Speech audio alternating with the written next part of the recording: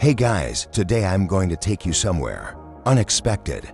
Not to a museum, not to some dusty academic lecture hall with too many PowerPoint slides. We're going underground beneath the marble grandeur of the Acropolis, beneath the Parthenon's perfectly weathered pillars, down where tourists don't go and the air smells like cooled stone and forgotten memory. The stars above Athens glitter like shattered glass tonight, but it's not the constellations that catch your attention.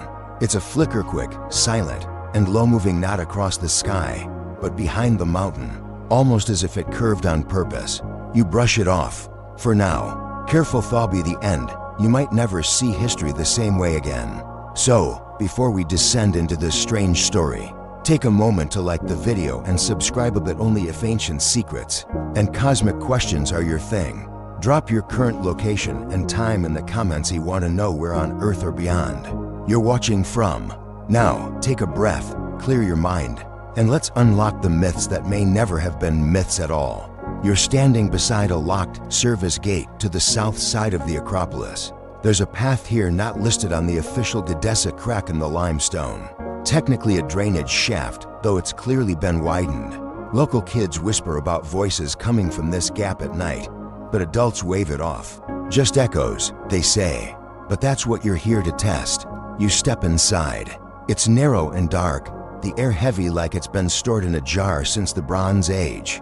Your flashlight beam cuts through the dust as you descend a spiraling slope of carved stone. And then you hear it, a pulse, a sound that shouldn't be there. It doesn't bounce, doesn't echo. It answers.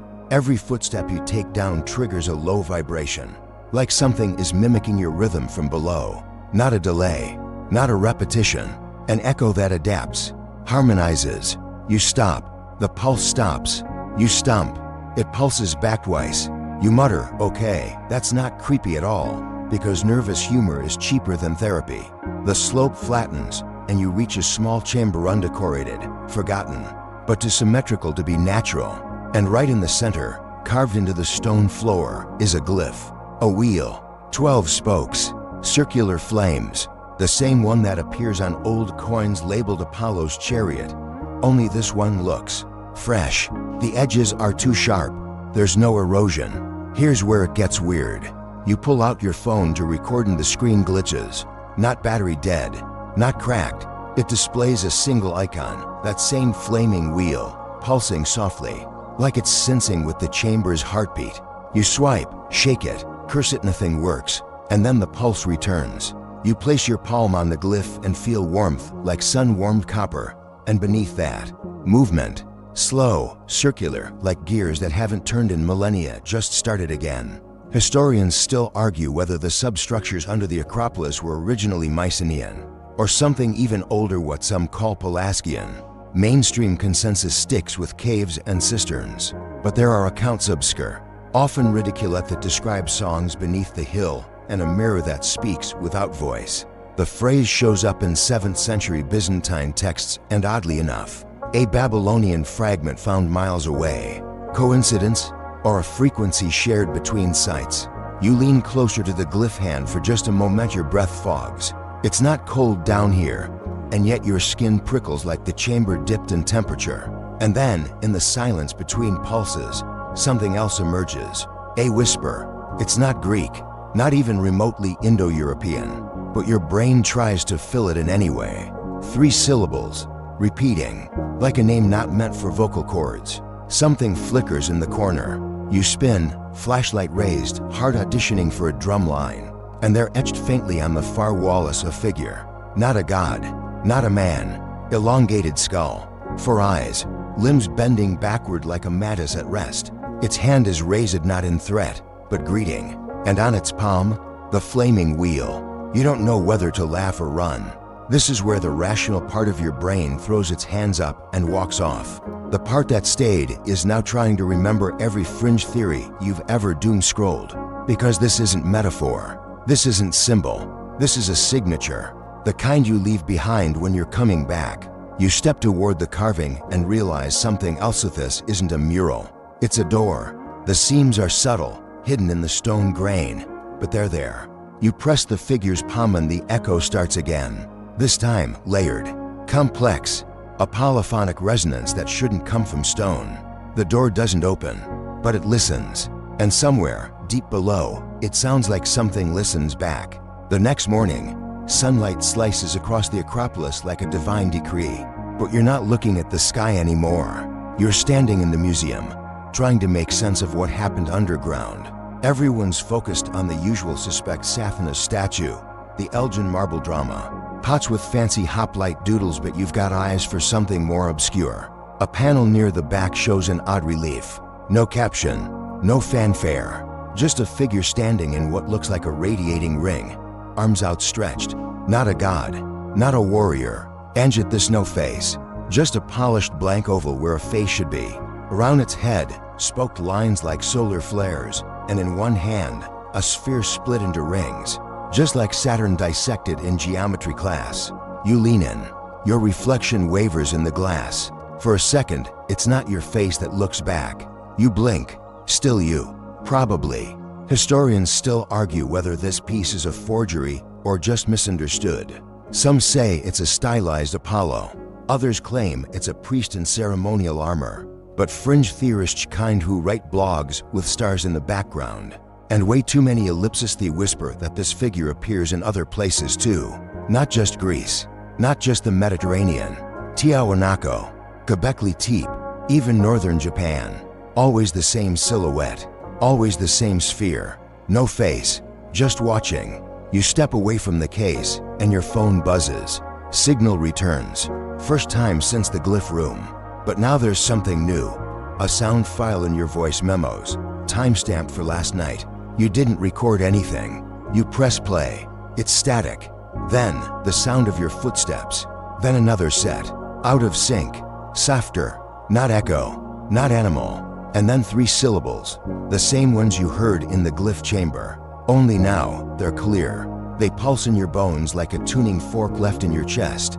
You rush out of the museum like a conspiracy theorist on espresso. There's someone you need to see. He runs a tiny bookstore off Monastiraki square walls, stacked high with books that smell like apocalypse.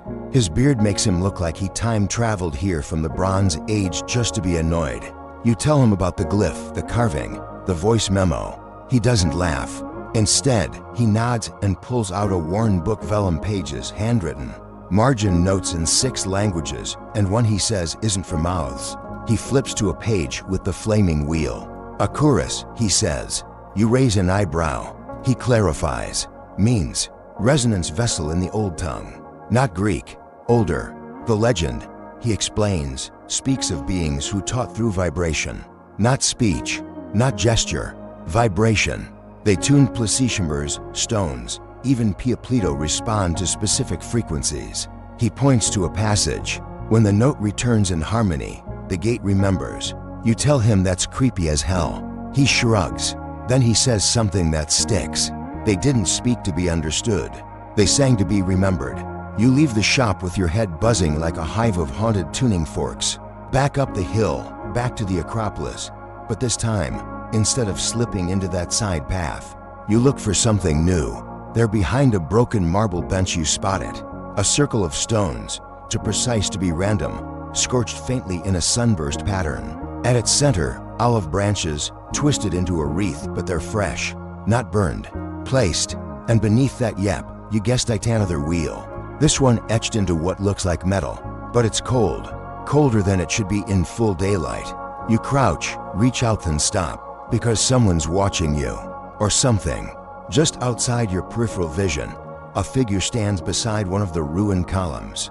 It's tall, too tall, not just a dude in a hoodie tall, more like a glitched Renaissance statue. No face, same silhouette from the relief, long limbs tucked behind a cloak that doesn't rustle in the wind.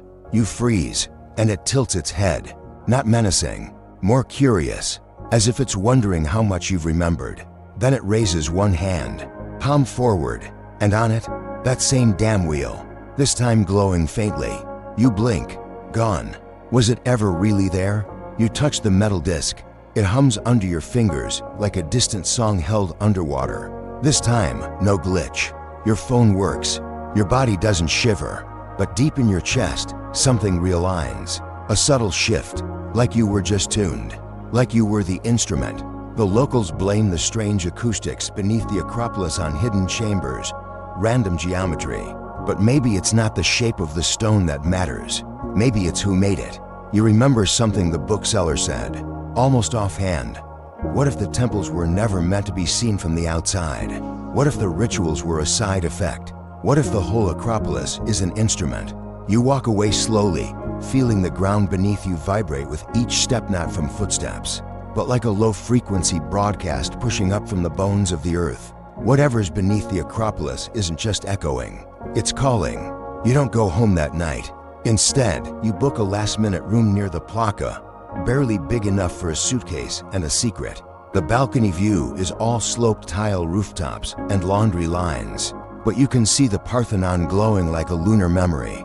You sit on the edge of the bed, earbuds in, playing the voice memo on loop. Those three-syllables repeating, folding inward, reshaping your thoughts. You start humming them under your breath, not realizing when your tone matches the recording exactly.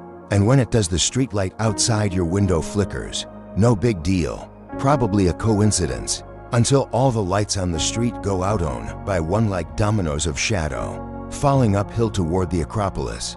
You don't sleep. By sunrise, you're back at the ruins. Only this time, you're not the only one who's noticed.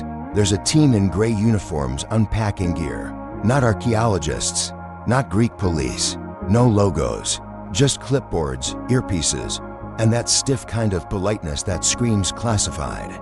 You keep your distance, but one of them catches your eye and gives you the nod. The universal "you didn't see anything" gesture. Too late for that. So you head for the one spot no one ever guards, North Slope, beneath the Erechtheion, where tourists rarely go. Overgrown, forgotten. But here, carved into a stone wall half swallowed by roots, you find the first real clue. A star chart, but not one of ours. The constellations are wrong.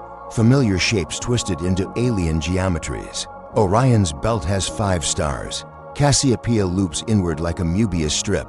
And near the center an emblem, the wheel again, only now it's nested inside an arch of stars, a kind of doorway. And then, a movement.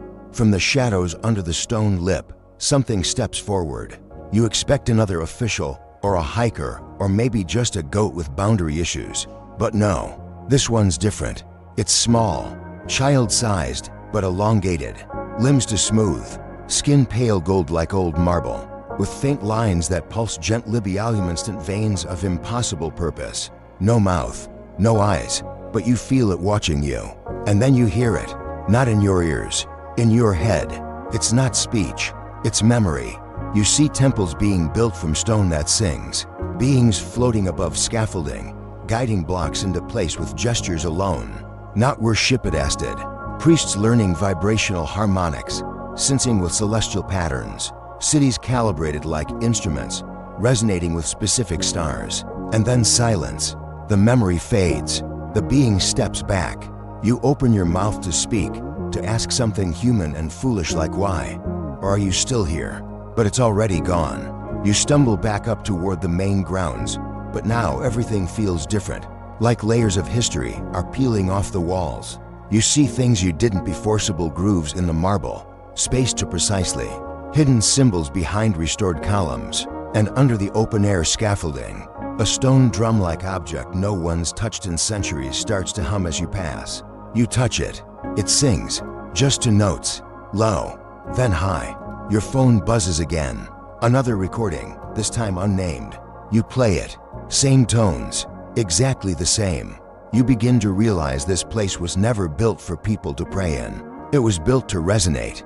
Like a tuning fork placed between the earth and something else. Something watching.